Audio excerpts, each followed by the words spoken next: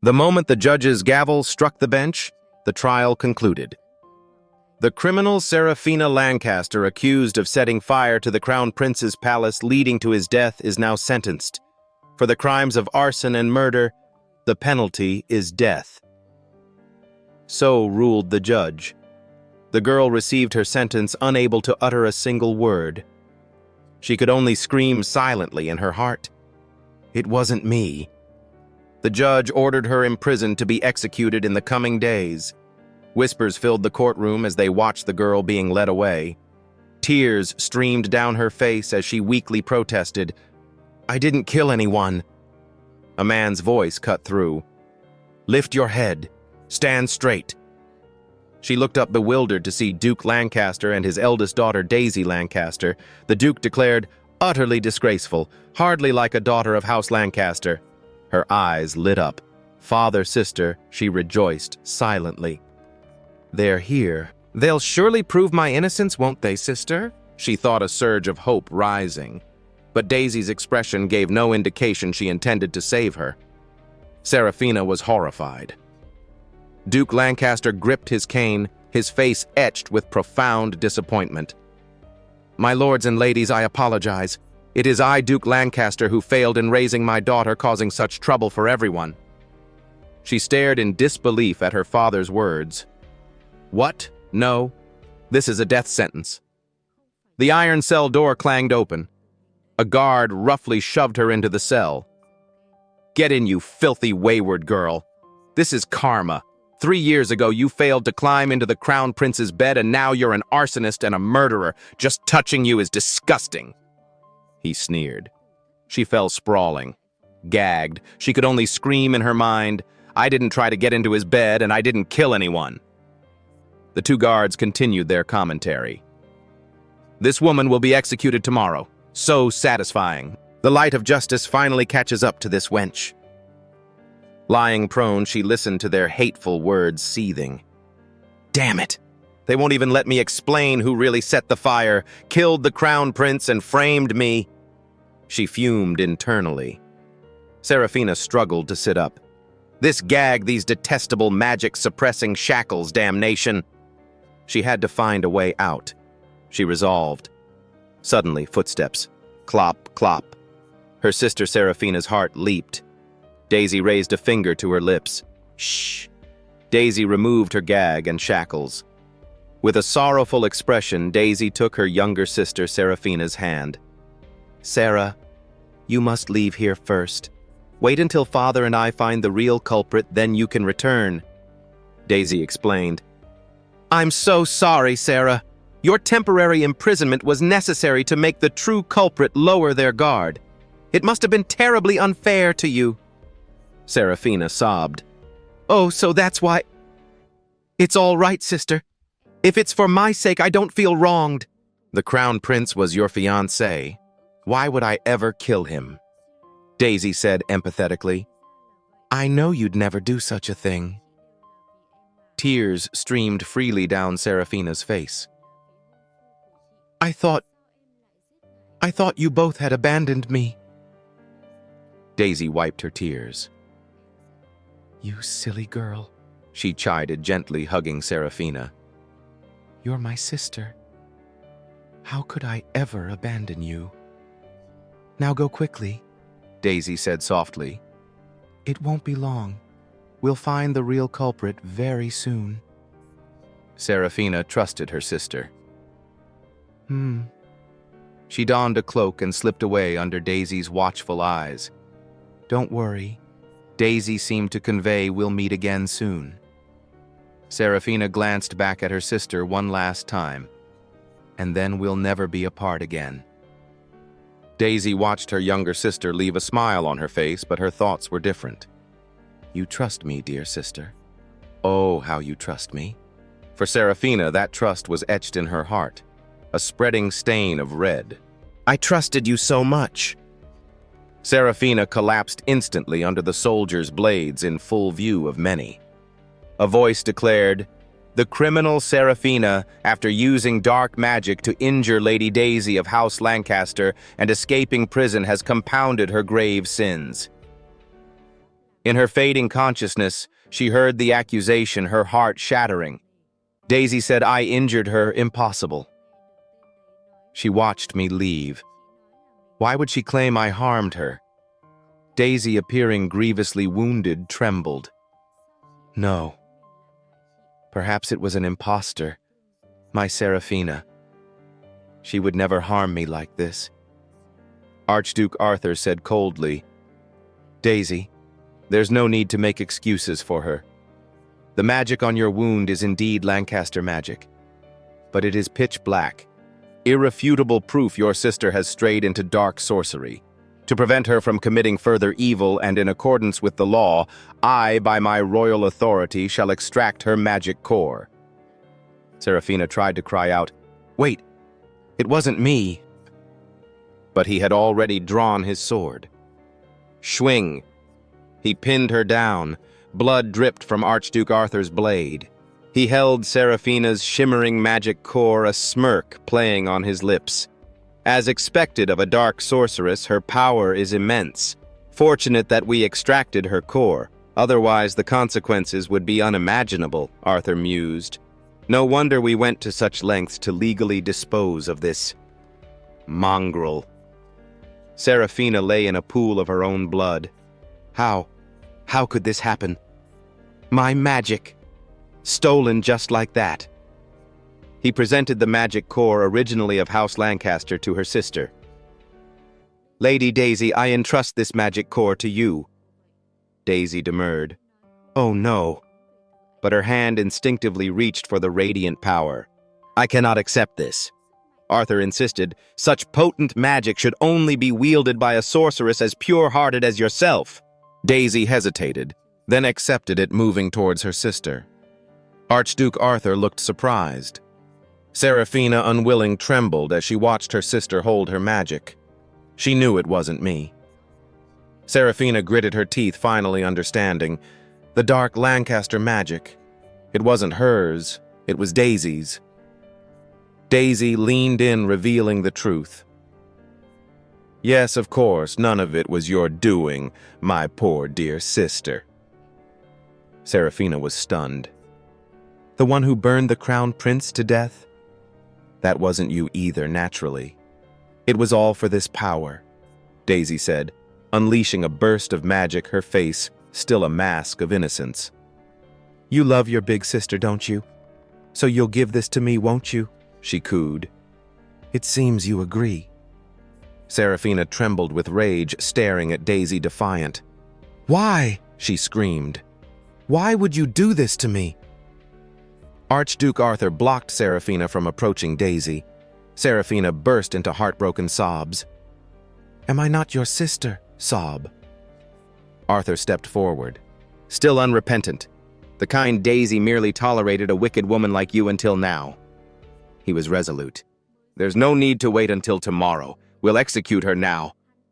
He grabbed her hair, dragging her. No, I don't want to die. Seraphina struggled.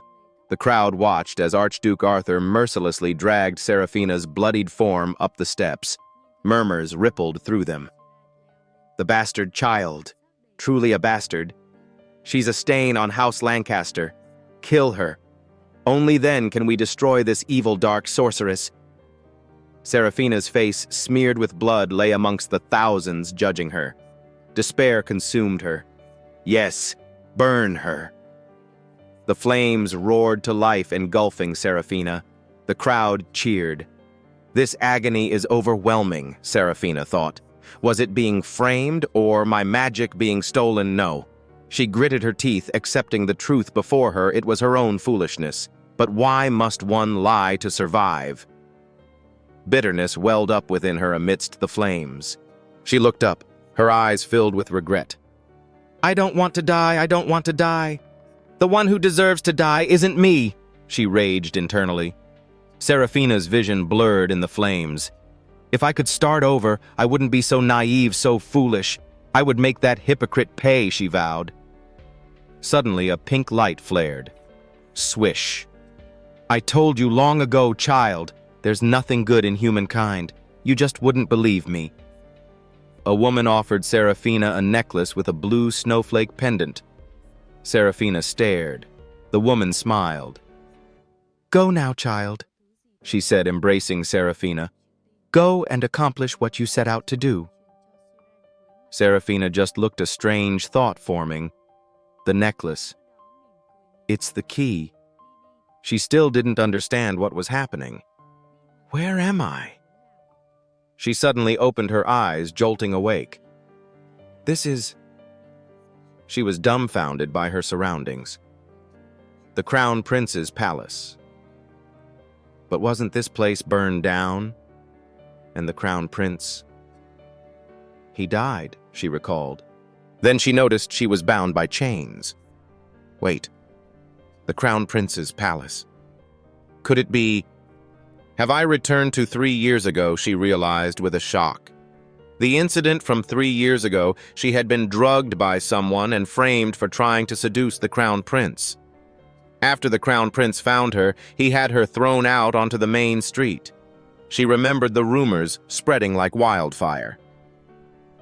The Duke's second daughter crawled into the Crown Prince's bed, trying to seduce her own sister's fiancé. Yet she had no memory of any of it. From then on, the Crown Prince had utterly despised her and even forbade her from attending the Magic Academy. Her fiancé at the time, Archduke Arthur, had broken off their engagement upon learning of the incident. No matter, Seraphina mused, I never loved him anyway. It didn't cause me any grief. What's happening to me? It seems like some kind of time-rewinding magic, she thought. To die so unjustly, my magic core stolen. Perhaps even the heavens couldn't bear it and sent me back to the past. The door creaked open. Creak. Seraphina tried to see the figure outside. Just as she was about to lose consciousness, the person entered. It was Daisy. She poured an unidentifiable purple liquid into Seraphina's mouth. House Lancaster doesn't need 2 mages. Having done her work, she let go. The Magic Academy won't be needing you, Daisy said, looking at her with apparent disgust. Clearly a bastard, yet you dare dream of attending the same academy as me. From now on, you will never appear at the academy again. With that, she slammed the door and left. Clack. Seraphina opened her eyes, looking in the direction Daisy had gone. So it was for this reason again. Sister, you truly have been plotting this for a very long time. If that's the case, I won't be lenient either, she schemed. This time there will be no mercy. Let's settle old debts and new ones together. Besides, she thought her heart cold as ice. The old Seraphina is already dead. A smirk touched Seraphina's lips. The Seraphina of now was one returned from hell. Her expression shifted instantly demonic. I've come to claim your lives. Seraphina Lancaster realized she had returned to 3 years prior, the very day she was framed for seducing the Crown Prince. She touched the chains binding her. This time, she whispered, things won't go as you wish, Daisy. As if in response to her words, she unconsciously opened her hand. The object in her palm emitted a golden light, reflecting memories of her past life, a life she was now determined would not end so tragically. Legend told that transmutation originated from ancient alchemy. It could convert between 2 objects of the same substance, like iron and an iron dagger, into various items made of iron, or vice versa. Notably, if an enchantment was added to the transmuted object, there was a chance of creating a new magical artifact. Transmuters were exceedingly rare. A single one could elevate their entire house to a position of great power. The story also went that 3 years ago, the Crown Prince had hoarded nearly all transmuters, and after overthrowing another noble house, House Lancaster, rapidly weakened a year later. Lost in her recollections, Seraphina remembered a conversation in the drawing room. Duke Lancaster had told his daughters, "The current situation is not favorable. It seems we must create new family magical weapons to restore our standing." Daisy had quickly responded, "Father, rest assured we will definitely be able to return to the glory of our house." He had immediately replied, "We still need magical weapons." Daisy continued, "Father is right. but this matter, I fear, will not be easy." The Duke sighed. All the master artificers are under the Crown Prince's command. Within our family, only Seraphina can perform transmutation." Hearing this, Daisy had said, "But Father, transmutation requires a vast amount of magical power. This would be too great a burden for Sarah." The Duke had hummed in agreement. At that, Seraphina had cheerfully said, "It's all right, Father. If it's just a few more magical weapons, I can do it." Hearing this, the old fox had been overjoyed, praising Seraphina. "Sarah, you truly are a good child. You will strive for the sake of the family." As the memory faded, Seraphina thought bitterly, "I was so foolish. What I believed to be familial love was merely them using me. And I, like an idiot, believed we were true kin. It turns out I was just a tool." At this thought, she resolved, "I will cherish this chance heaven has given me. I can change the future and personally exact revenge on those who wronged me." And she was certain this time she would not be the one to die. Shaking off those thoughts, she frantically pushed the door open, shouting, "Help, someone's trying to kill me!" As the door swung open, one of the two young men inside exclaimed, "Who are you? Why are you here? This is the Crown Prince's residence." Following his gaze, Crown Prince Rio looked coldly at her. Meeting the Crown Prince's eyes, she immediately said, "Crown Prince, you've arrived just in time. It was him. He wants to kill me." Then she turned and fled. The young man beside the prince instantly shouted, "Insolent girl, stop! How dare you speak to His Highness the Crown Prince like that?" Crown Prince Rio said softly, "Pay her no mind. She's the second daughter of House Lancaster. Her sister was supposed to be here today. I wonder what they're up to." Rio then added quietly, "Follow her and see. Don't let her cause trouble outside." The young man immediately replied, "Yes, Your Highness." The scene devolved into chaos as the Crown Prince's attendant chased Seraphina. "Hey, don't run!" he yelled. Seraphina, picking up speed, shouted, "Help me! Someone help!" Passers-by saw this and began to whisper, "Who is that? Is that someone from the Crown Prince's palace behind her?" Suddenly, Seraphina tripped and fell, but she didn't forget to scream, "Help! Someone's trying to kill me!" Seeing this, the young man hurriedly explained, "Miss, please don't be like this." The surrounding crowd, seeing the girl fallen on the ground, immediately gathered, whispering, "Whose daughter is this? This isn't a kidnapping, is it?"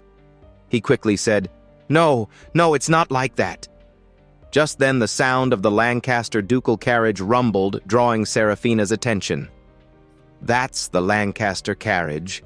As expected. Sister is waiting outside, she thought. The carriage curtain twitched slightly, revealing the eldest daughter of the noble house. Lady Daisy Lancaster, seeing Crown Prince Rio approaching, watched as Seraphina immediately ran to her side. Daisy looked towards the Crown Prince and said softly, "Your Highness." Seraphina, feigning panic, said, "I don't know what happened. I just woke up and it was like this. They want to kill me." Hearing this, Daisy exclaimed in surprise, "Huh, kill her." But then Daisy quickly regained her composure, pretending to be the gentle, protective older sister.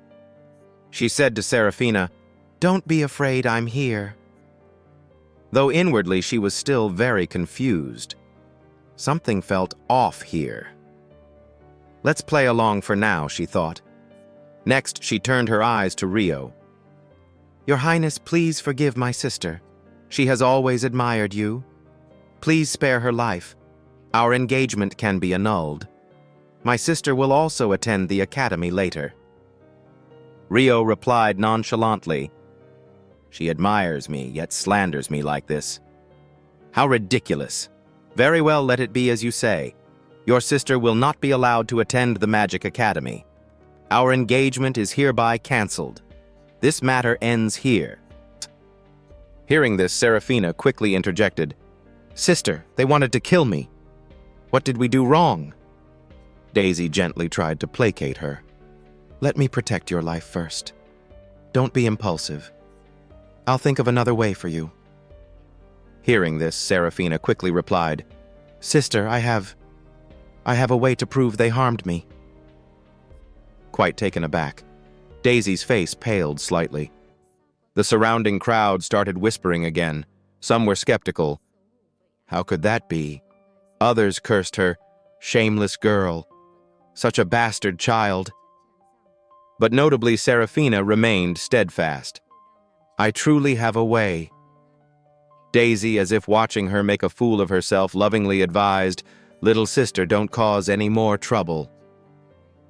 At that moment, Serafina suddenly shouted, "This is it," and produced a treasure explaining, "This is a magical artifact I made the Viridian record. I finished it at home earlier and hadn't turned it off. It definitely recorded what happened to me."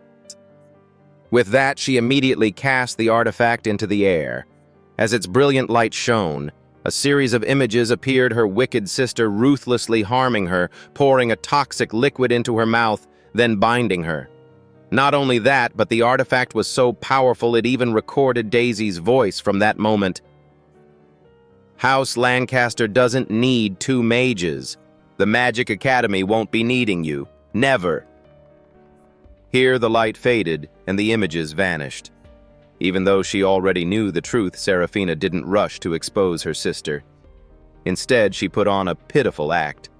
Crying, she said, "How could it be, sister? Was it you?" Then, as if unable to believe it, she denied it. "Impossible," and screamed, "I don't believe it." Daisy, panicking because her evil deed had been exposed, quickly said, "Sarah, listen to me." Immediately, Serafina cut off her excuses, replying, "Sister, I trusted you so much." But inwardly she thought, "This time, sister, you have no way to deny it." This time, Daisy's face completely changed color. She remembered she was the most outstanding eldest daughter of Lancaster. How could she fall into this kind of scandal? The whispering of the gossiping crowd grew louder. Oh my God, it was really the eldest lady who harmed her unbelievable... Only the cold crown prince slightly curled his lip in a smirk, as if finding this highly amusing. Serafina thought silently, "Ah, yes, it was all your doing, sister. I'm just telling everyone the truth. Besides, you're still living well right now, Daisy. Enjoy this feeling of joy a little longer." Daisy stood dazed, despairing, not daring to look around as people stared at her with disgust, pointing incessantly. It was really the eldest lady, truly unbelievable. At that moment, the sound of horses neighing rang out. Immediately, someone shouted, "Duke Lancaster has arrived! Duke Lancaster, why is he here?" He immediately replied, "Just passing by. I heard my little daughter offended the crown prince. My sincere apologies." Rio thought silently. This old fox arrived so quickly. This matter was indeed orchestrated by House Lancaster. He truly dotes on his eldest daughter. But Serafina thought, passing by, what a coincidence. He saw Daisy was in a difficult situation and appeared to rescue her, didn't he? The old duke addressed the crowd. "Our family's wrongdoing. We accept it all. Lancaster will not lose the dignity of a knight. I will take my 2 daughters home and discipline them carefully." At this, voices of doubt rose from the crowd. "It looks like you're distinguishing public and private matters, but you've turned this into a private Lancaster affair. But Daisy's reputation is ruined. What do you intend to do?" Hearing this, the Duke said, "Speaking of which, I wanted to inspect the construction site and was passing by. I have some good news to share with everyone." He continued, "The Lancaster Welfare Institute is nearing completion. We are willing to take in all homeless children so they can grow up healthy. If anyone is interested in adopting, you are welcome to join us in helping these angels." The crowd buzzed again. Lancaster is truly the #1 great family. Wow, the ducal house is so benevolent and kind. Benevolent and kind, Serafina thought. He just wants to simultaneously earn a good reputation for the family and use this to siphon money from the royal family. Thinking like that, I wonder how the children in the Welfare Institute will live. In this life, I can pay a little more attention. but Daisy's matter has been covered up. No rush. Lancaster will be destroyed sooner or later. In another year, the great families will begin to compete for transmuters. Most transmuters are in the hands of the Crown Prince. Because House Lancaster mistakenly sided with the second prince apart from me, the ducal house no longer has any outstanding transmuters. They faced bankruptcy several times. So I will leave this house before then. I will no longer sell my life for them. It won't be long now. I should walk my own path. In a luxurious room, Daisy was sipping tea.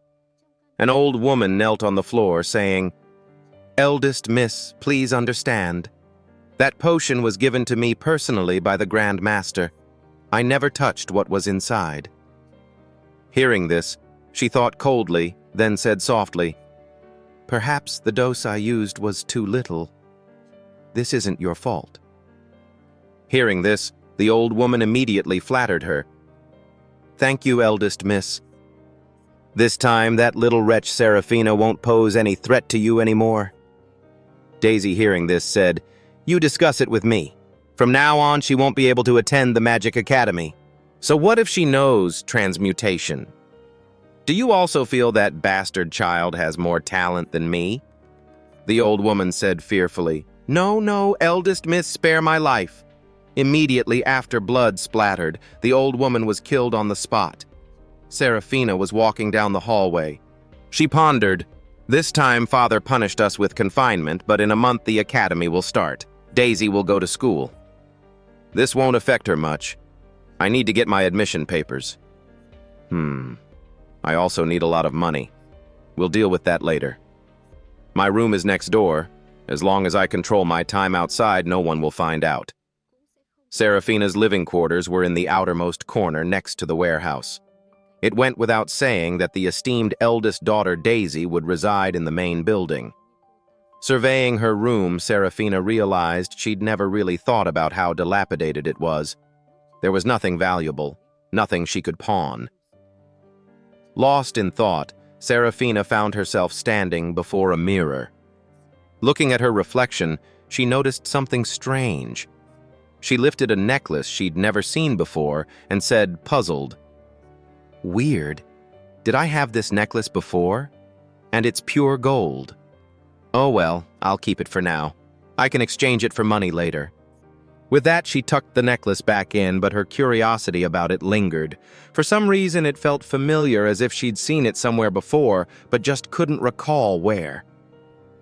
Dismissing it, Seraphina grabbed her cloak from the rack and headed out. The urgent matter now was to find someone who could help her get into school. The place Seraphina went to was the Crown Prince's palace. The attendant by the prince's side stood there as if waiting. "You actually came," he said. Seraphina, confused, asked, "What do you mean I actually came?" But regardless, she had a reason for being here. Whatever. So Seraphina hesitantly said to him, Could you please announce me? I wish to request an audience with His Highness the Crown Prince." The attendant immediately led her in, saying as they walked, "His Highness instructed that if you came, I should bring you to see him. I didn't expect you to actually show up after what happened this afternoon." After a short walk, they arrived. Suddenly, the attendant turned his face serious and warned Seraphina, "If you dare do anything detrimental to His Highness, I will not forgive you." Hearing this, Seraphina was startled. "Even if I had 9 lives, I wouldn't dare." She assured him, "Oh, no, no, why would I do that?" Then the attendant announced to the person inside, "Your Highness, the second daughter of House Lancaster, has arrived." Seraphina entered to see Crown Prince Rio sitting properly at his desk, facing the entrance. The moment she stepped in, she was met with his gaze and felt a little taken aback.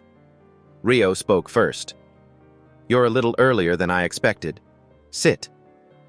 Did he really anticipate I'd come here? The room was quiet. Seraphina spoke first, offering an apology. "Your Highness, I feel terrible about what happened earlier. I misunderstood you." Rio showed no particular reaction, as he knew she was there for another purpose. He immediately cut her off. "You didn't come here just to apologize to me, did you?" Seeing that she couldn't fool Rio anyway, Serafina got straight to the point. That's right, Your Highness. I'm seeking a partnership with you. Rio coolly exhaled 3 words. Let's hear it. Seeing that Rio wasn't one for beating around the bush, Serafina decisively stated her proposal. I want to go to school. Can I go to school? Your Highness, you must be in great need of magical artificers, right? Unexpectedly, Rio immediately agreed. You want to go to school? Fine. As it happens, I'm short one person. You can join the team participating in the competition. She asked, puzzled, competition. Serafina knew this type of competition. It was the Magic Academy's annual contest. The final winner could even have a chance to gain a title and land. But this was quite distant from her. Rio didn't elaborate much on his offer. I can write a letter of recommendation for you to the academy so you can enroll. But you must create a magical artifact for me within 3 days. How about it? Serafina was shocked. 3 days? What an outrageous demand! But it made sense. Why would the Crown Prince agree so easily? Serafina thought for a moment, then said, No problem. In 3 days, I will definitely deliver the magical artifact Your Highness desires. At the Lancaster estate in a corner of the side courtyard, Serafina leaped in over the fence. Damn it, I'm back too late. I might have been discovered, she thought. Hearing a rustling sound, the patrolling guard immediately became alert and called out, Who's there? Serafina panicked. A guard. Why are they here at this time? I'm done for. They're coming. Suddenly a light flashed, pulling her into it. Where am I being taken? Serafina thought, bewildered. In a second, Serafina's figure vanished.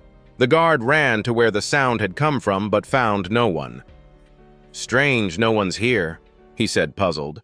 The person next to him, who hadn't heard anything, immediately spoke up. Did you mishear? In another space. Serafina seemed to realize something.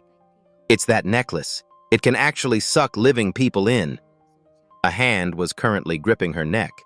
What is this situation? A strange man was choking her. She immediately screamed at him. Let me go! Where is this inside my necklace? Are you a spirit artifact? The man just shushed her gently, then said leisurely, Don't move around. You are my slave now. He was an exceedingly handsome man with strangely long white hair. The handsome man said softly, Don't move, slave. You are mine now. Hearing him call her a slave so casually, Serafina quickly retorted, In your dreams. For him to say such a thing so nonchalantly. Is this guy sick? Serafina said to the strange man. What do you want? Are you the spirit of this necklace? Although you can condense a physical form, you can't leave here, can you? As a mage, Serafina naturally knew such basic knowledge. Spirit artifacts were little spirits born in certain items, usually unable to leave their host item. Serafina was very confident in her assessment, speaking loftily to the person opposite her. You want to get out? It's not that I can't help you, but with your current attitude, it's very difficult for me to cooperate with you. Hearing this, the other person sneered. Spirit artifact, heh. Don't make that mistake again. Serafina truly didn't understand his meaning. If not a spirit artifact, then what is he? The man seemed dissatisfied with her words. Comparing me to that kind of low-level creature. Remember this, my servant. As he spoke, he lifted her chin, forcing her to look up at him. Then he uttered, Your master's name is Aias. I am an ancient god. Serafina's mind reeled. Aias. Isn't that one of the ancient gods legend says they all disappeared one day? Why is Aias in the necklace? Serafina looked into those enchanting purple eyes and for some reason felt a sense of familiarity. This purple scene. I've seen it somewhere before, where Serafina was mesmerized by his gaze, as if falling into a memory. Here she was, all alone, surrounded by a hazy purple mist.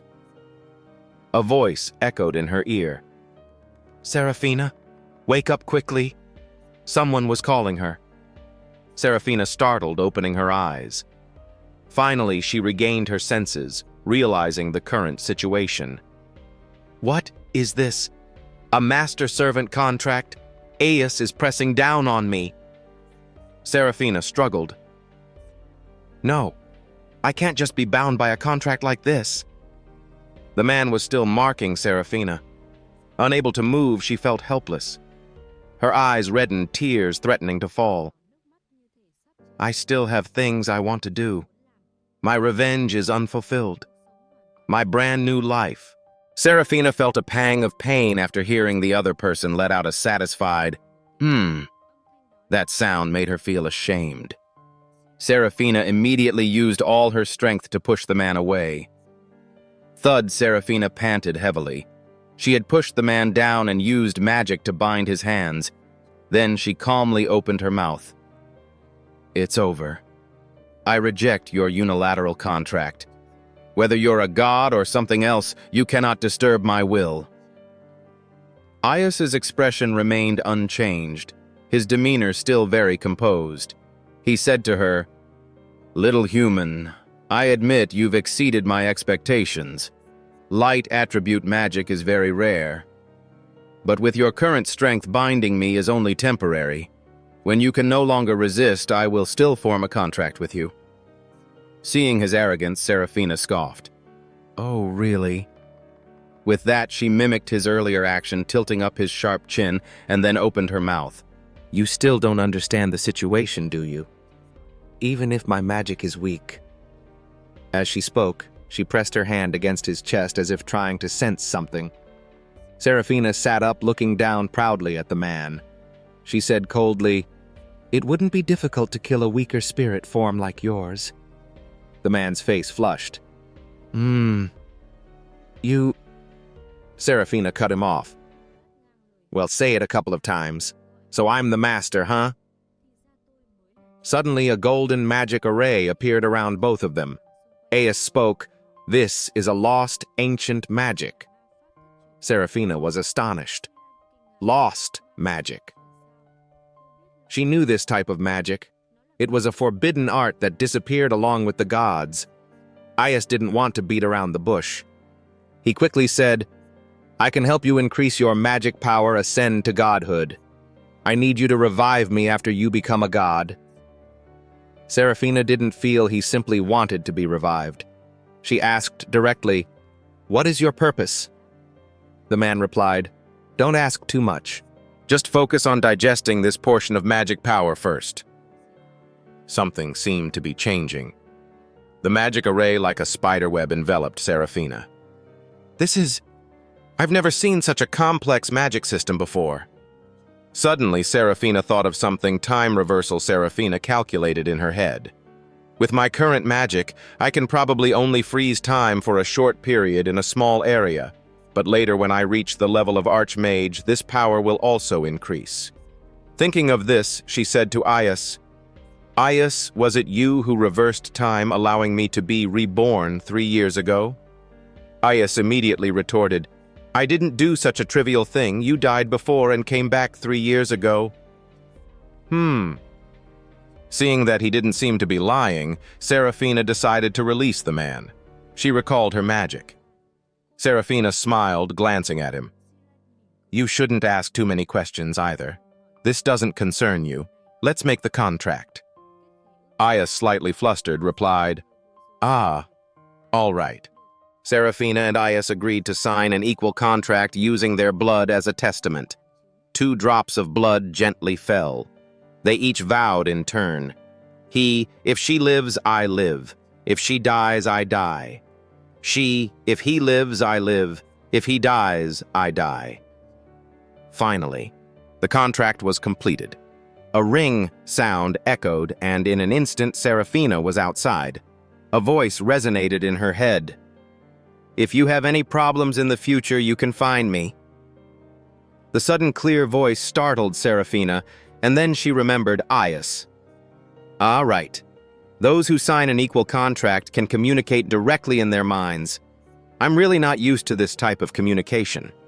Aius immediately said, Then get used to it. Inside, Aius looked at the ring now on his finger and gently reminded her, The contract is complete. Our fates are now one. The necklace I inhabited has also become a different conduit due to the contract. Outside, Seraphina also noticed the ring on her hand. Turning into a ring is much more convenient. Ayas explained to her, "This ring is used the same way as the original necklace. You can transfer magic power into inanimate or animate objects, but not into creatures with higher magic power than you." Seraphina, currently climbing through a window, couldn't help but ask, "So can you come out?" Ayas calmly said, "Your magic power is too low right now. Wait until you reach the peak of the first magic tier, then I can come out." Seraphina landed lightly. "All right," she replied. Seraphina silently resolved. She had formulated a plan. Next, she needed to increase her magic power, complete the Crown Prince's task, and enter the Magic Academy. 16 years ago, in a room, a mother's gentle, loving voice filled the air. "Seraphina, forgive Mother. I can't continue to live with you. My life is at its end." The well-behaved child, nestled in her mother's arms, made a heart-wrenching "mama" sound. The mother continued, "I hope you can live happily." She took out a necklace and left it for the baby, saying, "This is our clan's sacred artifact.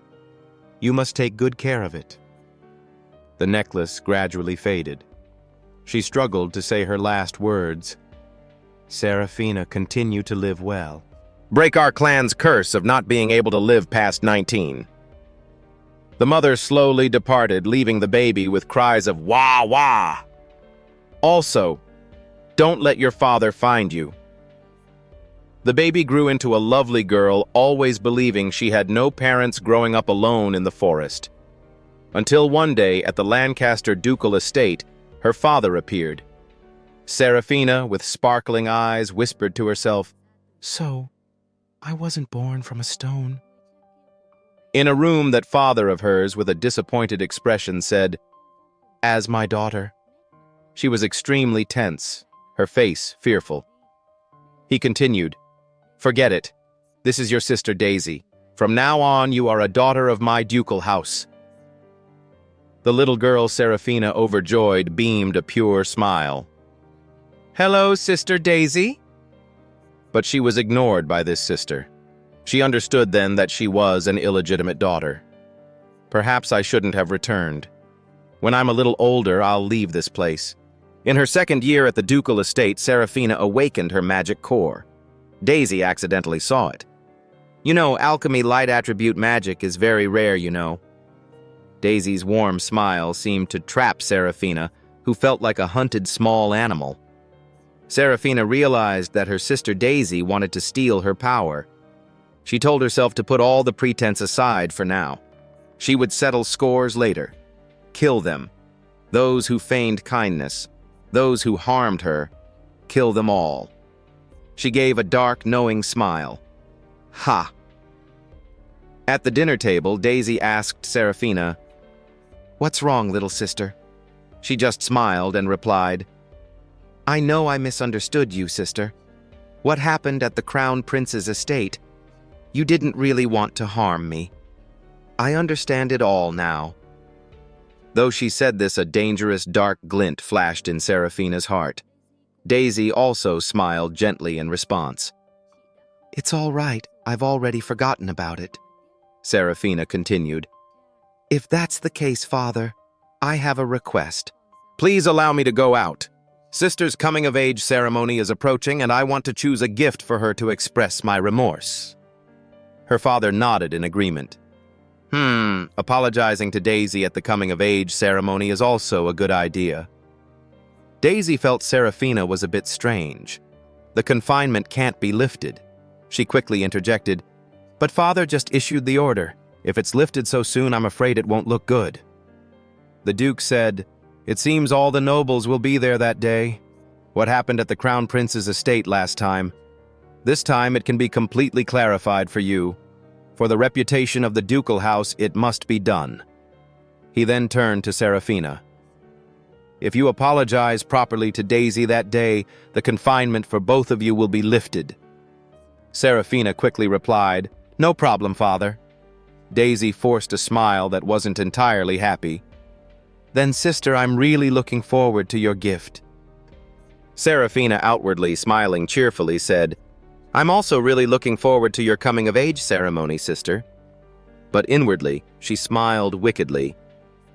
"Just you wait, sister. This gift will be one you'll find hard to forget for the rest of your life." In the Duke's study, Daisy entered.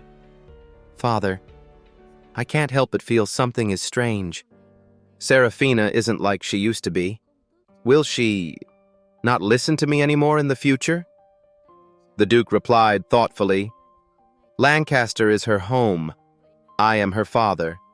If Serafina doesn't follow the family's instructions, then she is betraying the family's kindness, a traitor.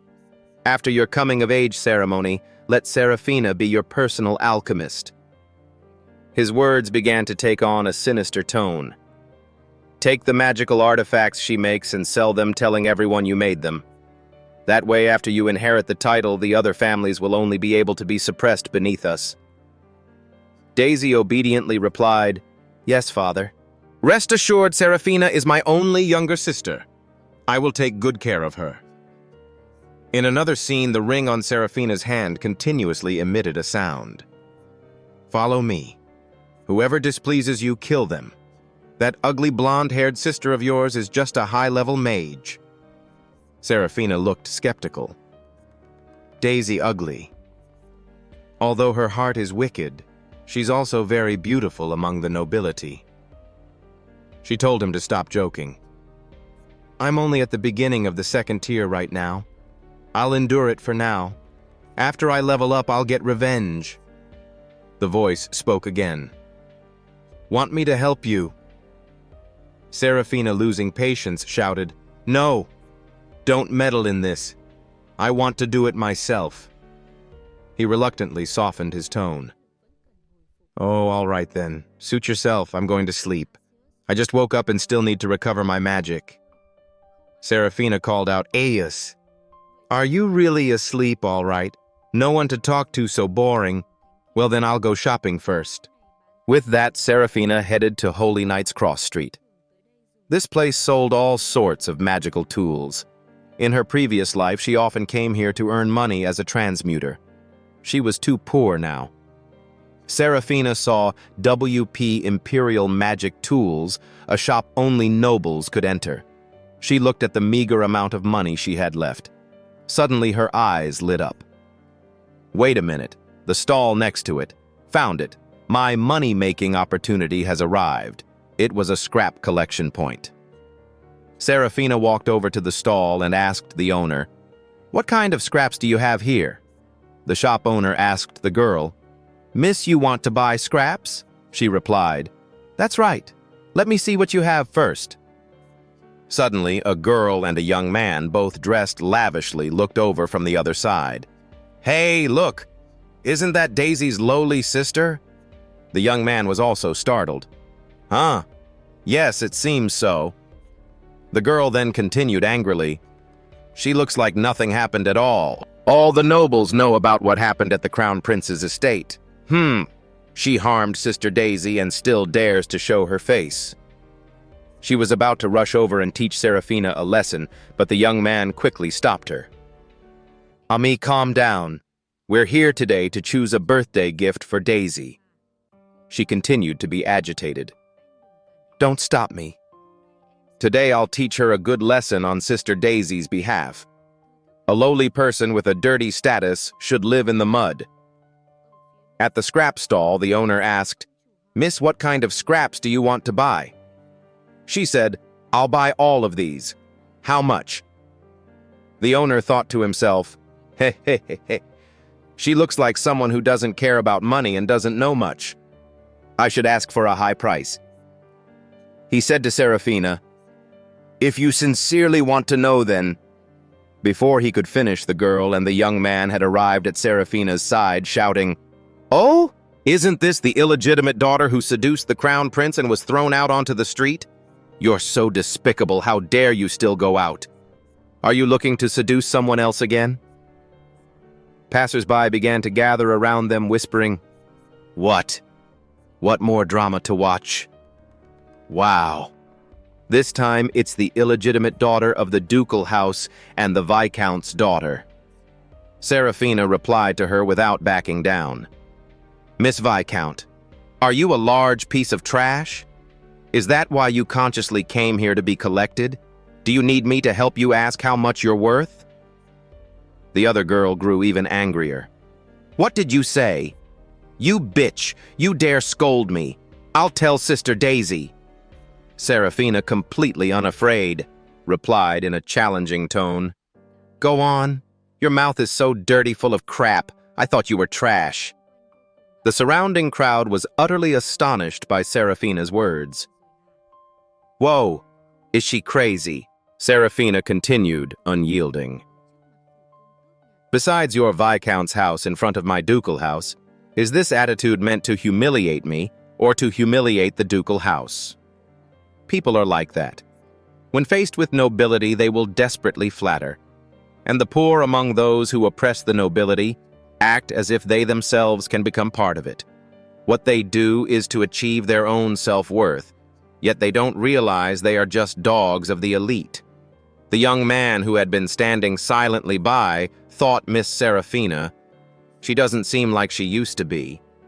This angered the other girl, who cursed, "You bitch!" She raised a hand to strike Serafina, but Serafina caught it and forcefully threw it aside. Serafina then slapped her hard across the face, sending her tumbling to the ground before the astonished eyes of everyone present. She sneered at the girl. That's how you hit someone. Did you learn, Miss Viscount? The other girl could only rage and curse. You crazy bitch. The young man finally spoke up. Sister, you were also in the wrong in this matter. The girl, still unconvinced, retorted, Brother, I'm your sister. She hit me, brother. Help me hit her back. Right now, hit her back immediately. The young man could only try to coax his younger sister. Ami, be good. Today we're here to choose a birthday gift for your sister Daisy. Let's pick the best gift for your sister Daisy. If we're late, the best one will be bought by someone else. At this, the girl suddenly realized. That won't do. The gift for Sister Daisy must be the best. Let's go choose a gift first. But she didn't forget to add, next time you have to help me hit her back.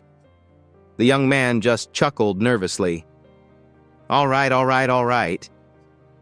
Inwardly, he thought, this little ancestor has really been spoiled rotten by our parents.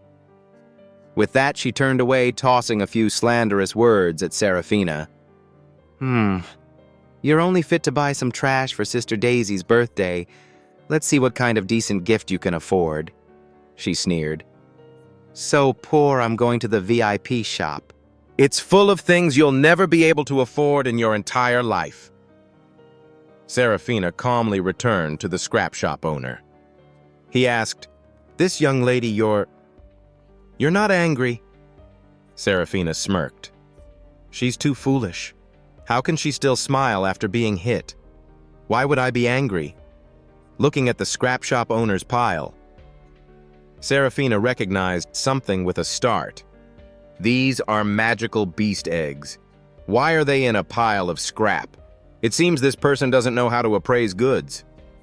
Serafina bargained with the scrap shop owner. Boss, everything in your shop, I'll take it all. Make it a bit cheaper. 10 coins, okay? The shop owner, beads of sweat on his forehead, didn't dare refuse. Whatever you say, miss. Inwardly, he thought. This young lady, I probably can't afford to offend her. Luckily, I didn't actually try to cheat her just now. Serafina was overjoyed. Excellent. I used 10 coins to buy a huge fortune. All the scraps went into the ring. Ias was probably asleep. There was no reaction at all. She went to the magic tower and rented a basic room for an hour to refine these scraps into gold coins. At the center of the Merchant's Road, the magic tower provided various elemental magic rooms, basic, intermediate, and advanced, which could aid cultivation, and were also very private and discreet. She only needed a basic room to perform her transmutation. Entering, Serafina quickly said to the owner, 1 basic room, 1 hour. The owner, also efficient, replied, 5 coins. He continued, take the room card, turn left, choose any room. After 1 hour, the room will automatically deactivate. He thought to himself, Tisk, what a poor wretch. Serafina placed the room card on the door. Instantly, the door beeped. Basic room 1 hour activation successful. Entering the room, Serafina hummed. Not bad, she said to herself, integrated with a magic shield so others won't know what I'm doing. All right, let's begin. Inside the room, the clanking sounds of alchemy echoed as she practiced her magic. Every transmuter spent their life in pursuit of this. She was concentrating with all her might. The sound of magic whirled. In my previous life before I died, I learned this secret. Metal materials. As long as it's an object with a metallic elemental reaction, I can refine it into gold coins. Serafina's eyes turned a bewitching red. Money, status, power. Everything Lancaster owes me. The clinking of gold coins was indeed melodious and pleasing to the ear. At the Imperial Magic Shop, a set of dazzlingly beautiful jewelry was displayed. Hearing its price made Miss Ami gasp. What, 1,000 gold coins? Andre, standing beside her, also couldn't hide his surprise. Normally, high-grade magical artifacts are around 500 gold, aren't they? The shop owner calmly replied, That's correct, young Master Andre, but these earrings are S-grade magical artifacts. He was astonished. S-grade? The shop owner added, How rare they are, you must know. Originally, my master intended to sell them at the auction house, but the auction items for this time are probably sufficient, so they're being sold in the shop. The two of them were internally screaming. What auction house S-grade magical artifacts are reserve items? Andre turned and whispered to his sister. Ami, today, we only brought nearly 600 gold. We should probably choose an A-grade magical artifact. But with Ami's personality, she definitely wouldn't agree. She quickly said to her brother, But brother, this is an S-grade magical artifact. She tried to persuade Andre, if Sister Daisy receives it, she'll definitely love it. Why don't you go home and get more money? She put Andre in a difficult position. He stammered, This. He thought to himself, if I don't agree, she'll make a fuss. Besides, 1,000 gold is almost more than a year's profit for the Viscount's house. It's unclear what Andre was thinking, but he turned and set a condition for Ami. Then you have to promise me that in the future you won't cause trouble without reason and won't bully the second daughter of the ducal house anymore. Of course, she wouldn't agree easily. Brother, are you even my brother? Why do you always help outsiders like that? Seeing Andre's determination, she reluctantly agreed. Fine, I promise you. Seeing his sister had agreed, he turned to leave, saying to Ami before he left, Then wait for me in the shop for a moment. As Andre was heading to the door, the shop bell rang. Ring, ring. A girl with an extraordinary, very elegant aura walked in. Andre met her at the door. He quickly called out, Miss Sarah. She also politely replied, Andre, hello. Excuse me, please let me pass. Andre had just left when, with a clack of the closing door, Amy angrily asked, What are you doing here? Serafina's eyes had already fallen on the 1,000 gold jewelry set. Ami looked at her with disdain. Country bumpkin never seen the world? You can't afford it anyway. Serafina ignored her words and turned to ask the owner, How much is this? I'll buy it.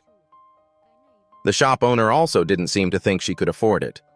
He said, Miss, this is 1,000. Would you like to see something else? She lightly waved the ring on her hand. Gold coins poured out before their eyes. 1,000 gold coins, I'll buy it. The shop owner, his eyes glued to the pile of gold, replied, All right, all right. Amy watched the scene unfold in astonishment. How does she have so much money? Could it be? The second prince gave it to her. She couldn't help but be suspicious. But isn't the person the second prince likes Sister Daisy? Why would he give her money? Instantly, Amy thought of only one possibility. She must have stolen it. She grabbed Serafina's hand tightly. "Where did you get this money? How do you have so much money?" the shop owner exclaimed. "Miss Amy, this." She didn't let him finish, quickly interrupting. "Don't sell it to her. She's the illegitimate daughter of the ducal house. Her money is definitely dirty money." Serafina, far from being scared, challenged her. "Stolen, then prove how I stole it." Amy was aggressive. "So you did steal it?" Serafina ignored her. "I have nothing to say to a fool." Serafina pushed her hand away. "Wrap it up for me." The owner just said, "All right." Amy stubbornly tried to block her. "No, this is what I saw first. I want it first." The shop owner was bewildered. "Huh," Serafina bluntly retorted. "Have you paid for it? Or made a deposit? If not, then it's mine." The shop bell rang again. Ring, ring. Andre had returned with the money. Amy rushed over and pulled his arm. "This is what we wanted first, right?" Andre hadn't even understood what was happening when the shop owner, looking troubled, said, "This is awkward, young Master Andre."